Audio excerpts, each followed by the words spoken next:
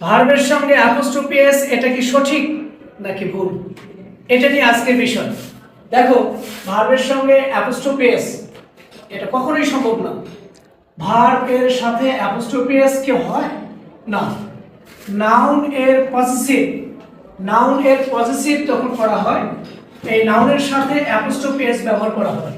যেমন কামালের, কামালস, অ্যাপোস্ট্রোফি এস, নাউনের সঙ্গে অ্যাপোস্ট্রোফি এস। জামালের, জামালস, অ্যাপোস্ট্রোফি এস। বাবার, ফাদার্স, আমার বাবার নাম, মাই ফাদার্স নেম। আমার মায়ের নাম, my mother's, apostrophe S, my mother's name. এটাতে অনেক সময় দেখা যায় ছেলেমেয়েরা my mother name, my father name, এগুলো কিন্তু ভুল।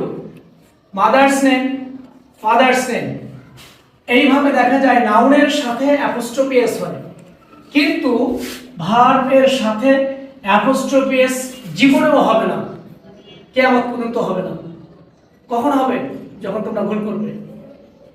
এই ভুল করার দরকার নাই। ইদানিং দেখা যাচ্ছে কিছু কোচিং সেন্টার, সেখানে ছাত্রছাত্রীরা শিখে এসে স্কুলে বা কলেজে ভার্বের সঙ্গে অ্যাপোস্ট্রোফি এস লিখতেছে।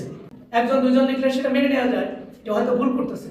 অসংখ্য স্টুডেন্ট ভার্বের সাথে অ্যাপোস্ট্রোফি এস দিচ্ছে, তার মানে কোথাও কোনো কোচিংয়ে এই শিক্ষাটা দেওয়া হচ্ছে। দয়া করে এই ভুলটা আপনারা শেখাবেন না, এবং অভিভাবকদের প্রতি আমার অনুরোধ, এই ধরনের কোচিংয়ে আপনারা পাঠাবেন না যে কোচিংয়ে ভার্বের সঙ্গে অ্যাপোস্ট্রোফি এস তারা শেখাচ্ছে। আপনারা একটু খোঁজ রাখবেন। যেমন he goes, he third person singular number present indefinite টেন্সে ভার্বের সঙ্গে এস কোনো অ্যাপোস্ট্রোফি হবে না। শি লাভস, ভার্বের সঙ্গে এস অ্যাপোস্ট্রোফি এস হবে না।